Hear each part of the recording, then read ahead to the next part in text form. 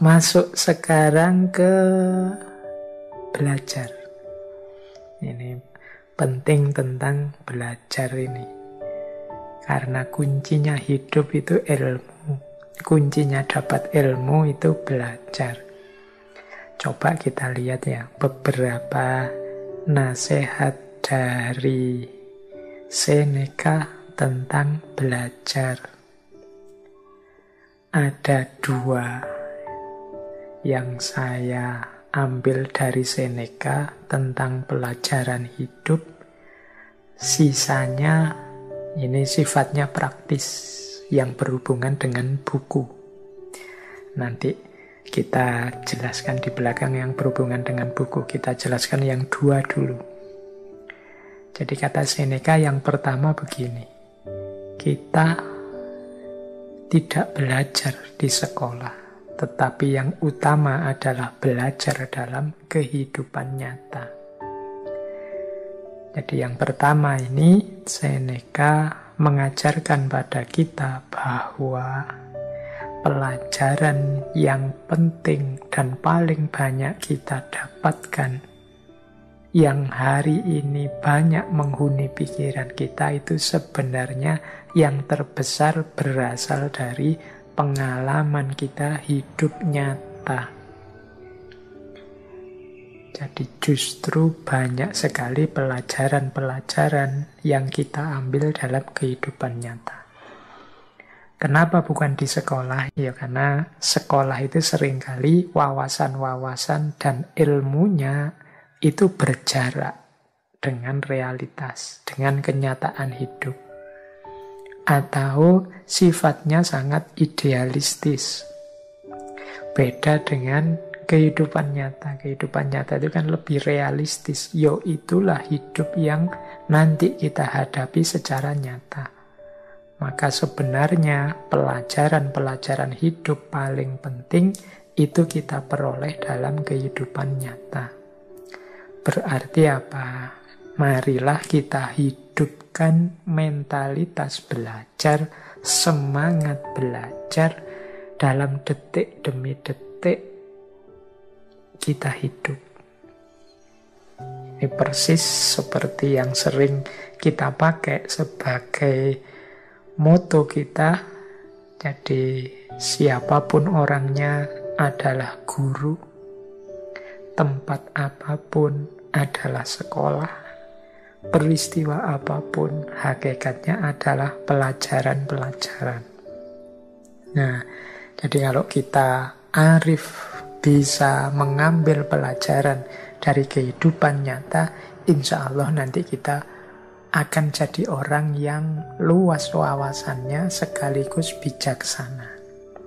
Karena banyak juga orang-orang pinter itu yang ternyata ilmunya dengan kenyataan hidup tidak nyambung.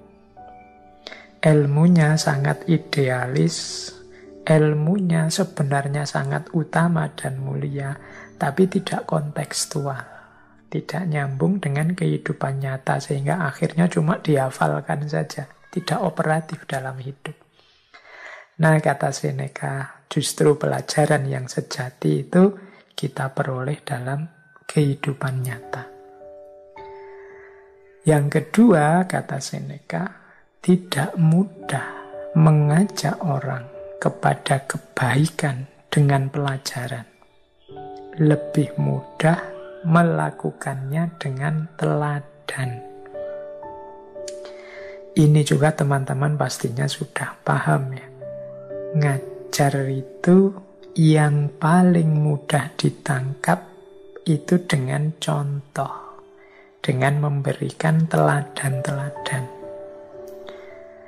Daripada menghafalkan teori sholat, kan lebih baik langsung mencontohkan inilah sholat yang benar. Nah, ini persis seperti Kanjeng Nabi itu kan, shollu kama ra'aitumuni usolli. Pelajarannya itu ya dalam teladan beliau sholat itu. Itu akan lebih mudah dipahami, lebih masuk. Ada contoh-contoh konkretnya. Ini kalau Yang kedua ini teman-teman mestinya sejak lama sudah bisa menerima bahwa memang yang bil hal itu lebih bisa masuk daripada bil qaul. Yang ada contoh nyatanya itu lebih bisa diterima daripada yang kata-kata dan ceramah saja. Mengajak pada kebaikan itu cara paling mudah, tunjukkanlah inilah kebaikan itu. Apalagi kalau dan inilah manfaat yang saya dapat dengan melakukan kebaikan itu. Oh, itu orang akan lebih tertarik untuk meneladaninya. Jadi dalam hal belajar ada dua hal penting ini yang saya ambil dari Seneca. Ada tiga hal yang lain. Yang ini mungkin penting untuk teman-teman apalagi yang mahasiswa. Ini hubungannya dengan buku dan tulisan. Ini kan banyak yang jadi aktivis-aktivis perbukuan ini teman-teman yang mendengarkan ngaji filsafat. Ada beberapa quotes dari Seneca yang mungkin menarik untuk teman-teman yang cinta buku. Kata Seneca begini, "Leisure without books is death and burial of a man alive." Jadi kesenangan tanpa buku adalah kematian dan kuburan bagi seseorang yang hidup. Jadi kesenangan-kesenangan kita itu kalau tidak diwarnai buku-buku itu seperti kematian dan kuburan. Ini sebenarnya menarik kalimat ini, berarti apa? Ayo kita gembira, ayo kita senang dalam hidup ini, tapi jangan lupa buku-buku, jangan lupa belajar, jangan lupa meningkatkan wawasan keilmuan. Leisure itu kan artinya senang-senang. Yuk ngopi-ngopi, nongkrong-nongkrong, guyon-guyon, tapi tetap ada bukunya, tetap ada ilmu dan wawasan yang berputar di situ. Jadi leisure without book is death and burial of a man alive. Jadi kegembiraan tanpa buku itu seperti kematian dan kuburan bagi orang yang hidup. Kalau hanya ketawa-ketawa saja, kalau hanya seneng-seneng saja, ngopi-ngopi, ngerokok saja, tidak ada wawasan yang tambah, tidak ada pengetahuan yang bertambah, itu kayak kuburan, kayak kematian. Maka harus ada buku di situ. Ini sebenarnya dorongan untuk kita belajar kapanpun dan dimanapun. Nah, masih tentang buku, yang kedua, Seneca bilang begini, "It does not matter how many books you have, but how good the books are which you have." Tidak masalah berapa banyak buku yang kau miliki, namun seberapa bagus buku yang kamu miliki. Nah, ini bagi kolektor-kolektor buku, teman-teman yang suka membaca.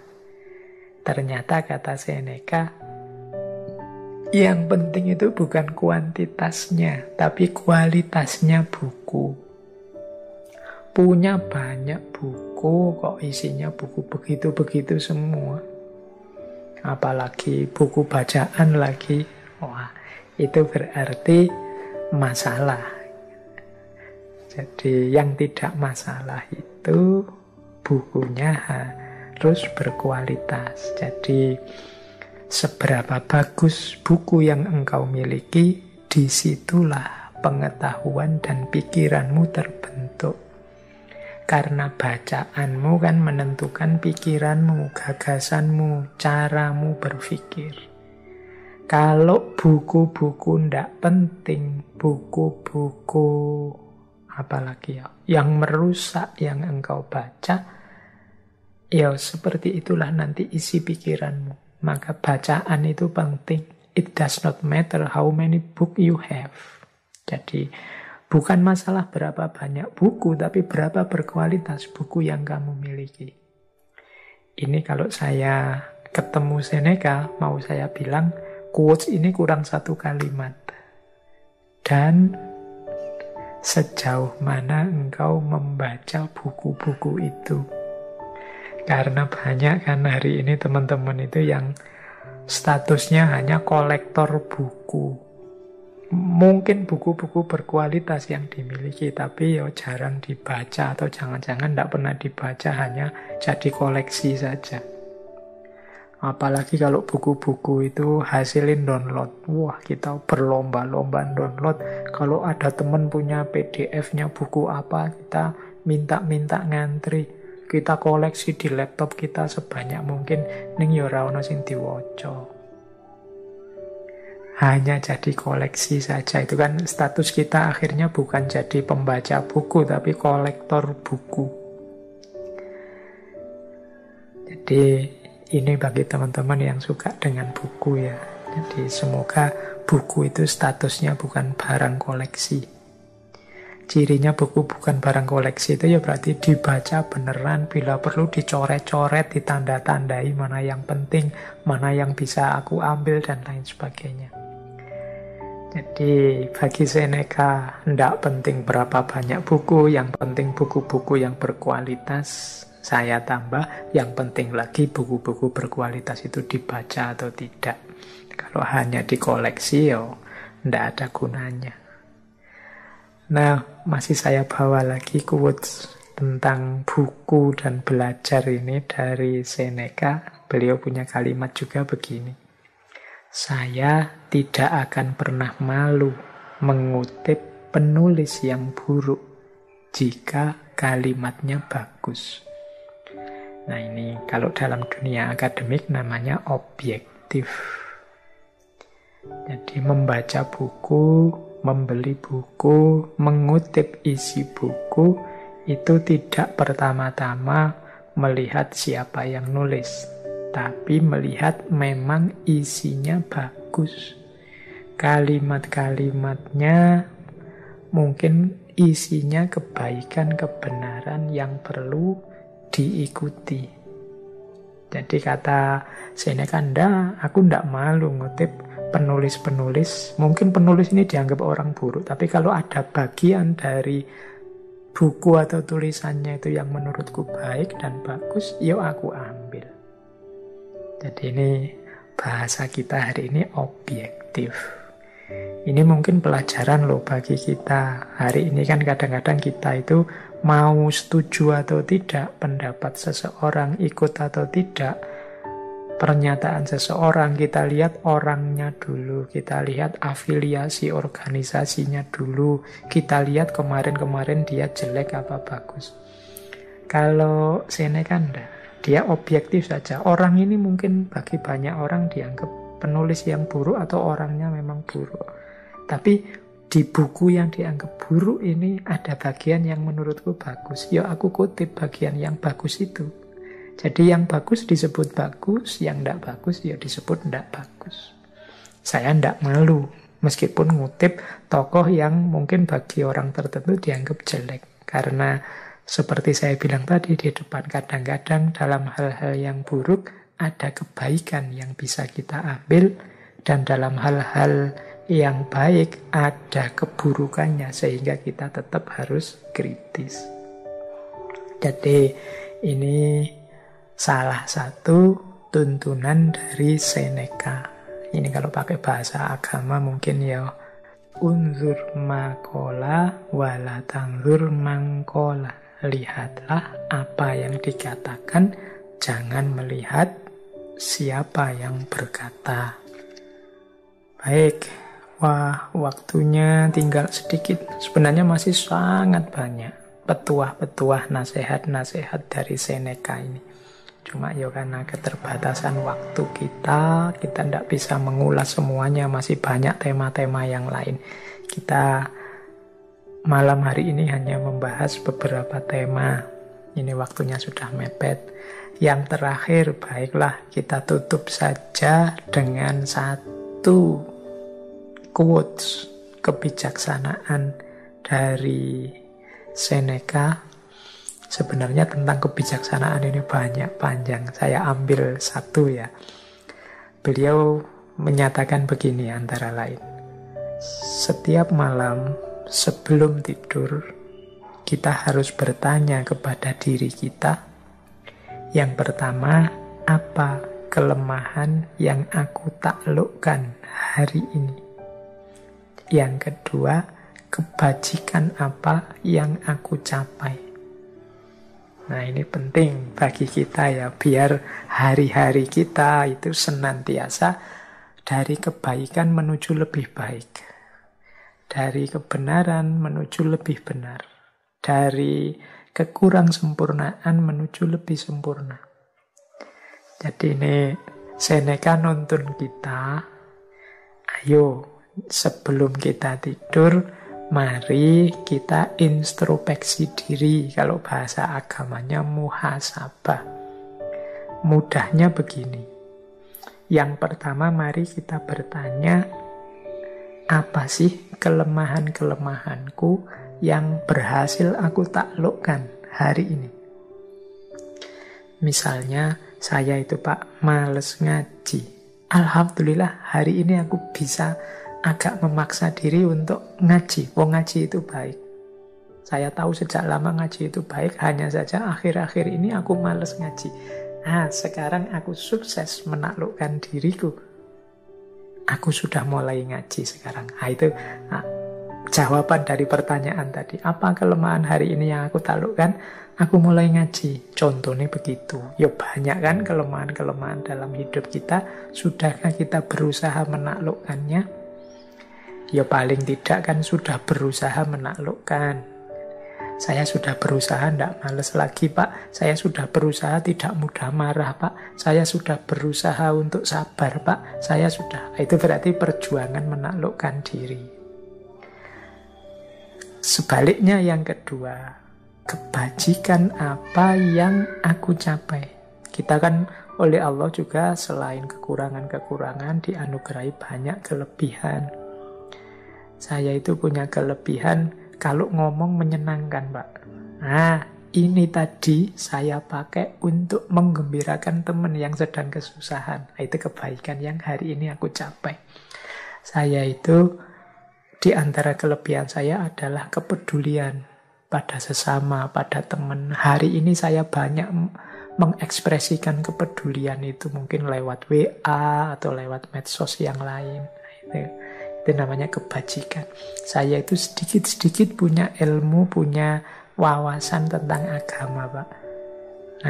Hari ini saya menularkan sedikit wawasan itu karena di rumah untuk adik saya, untuk keponakan saya, untuk saudara saya. Inilah kebajikan yang saya lakukan hari ini.